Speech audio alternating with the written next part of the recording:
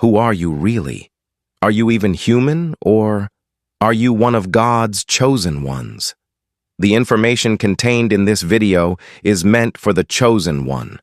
Only genuine chosen ones will watch until the end, because this message is truly for the anointed. It's starting to happen, and we are approaching that time. You're being prepared, and you've been having the dreams again, haven't you? The ones where you're somewhere else, doing something that feels more real than your waking life. You wake up, and for a split second, you can't remember which reality is actually real. And there's this feeling, this haunting sense that you left something important behind when you opened your eyes. Let me tell you what's actually happening to you.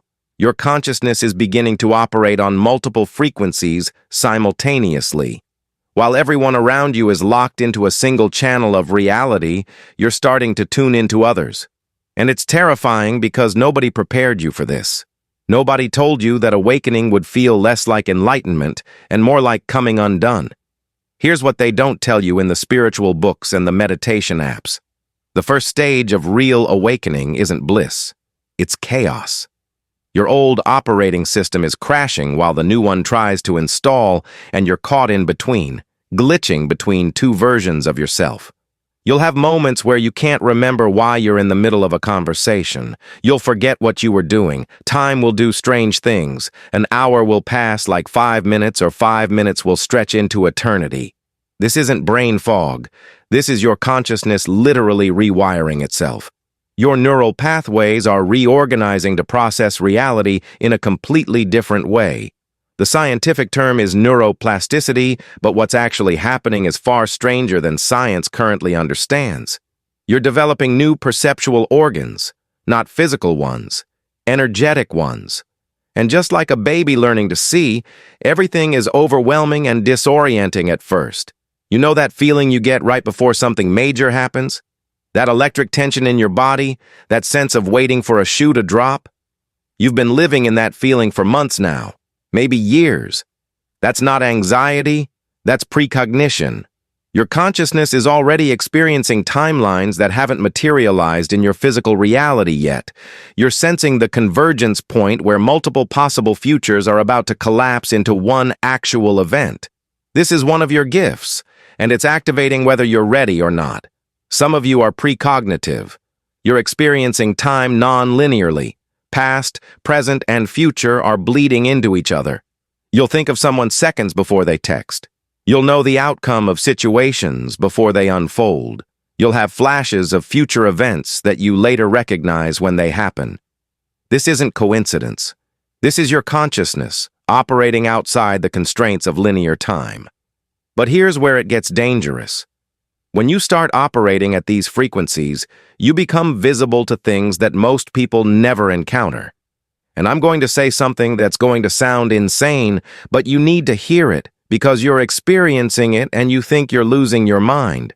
There are forces, entities, energies, whatever you want to call them, that feed on human consciousness.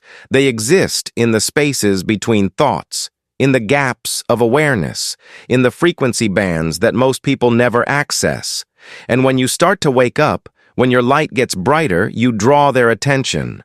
This is what the ancient texts mean by spiritual warfare. It's not metaphor. You'll experience it as intrusive thoughts that don't feel like yours. Sudden waves of depression or anxiety with no logical source, technology malfunctioning around you, relationships suddenly imploding, opportunities falling apart at the last second, pattern after pattern of sabotage that seems too coordinated to be random. You're not paranoid. You're perceiving accurately. There is an intelligence to the resistance you're facing. Not because the universe is against you, but because you're threatening a system that requires human consciousness to stay dormant. Every person who wakes up weakens that system, and the system defends itself. Here's how it works energetically. Your body is a tuning fork. When you're asleep, you vibrate at a frequency that's compatible with the collective trance. You fit in. You don't cause disruption. But as you awaken, your frequency rises. You start vibrating at a rate that's incompatible with the dense, fear-based frequencies that dominate this reality. And that incompatibility creates friction. That friction is what you're experiencing as resistance. People around you will unconsciously try to lower your frequency back to match theirs. They'll create drama. They'll pick fights. They'll suddenly need you to fix their problems. They'll mock you. Stepping into your mission requires you to do something that goes against every survival instinct you have. You have to make yourself visible. You have to stop hiding. You have to use your voice even though using your voice has gotten you hurt before. You have to share your gifts even though sharing your gifts has led to exploitation before.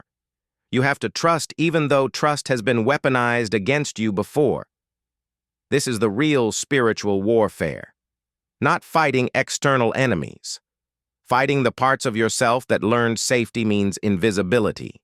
Fighting the internalized voices that say you're too much, too intense, too weird, too broken to have anything valuable to offer.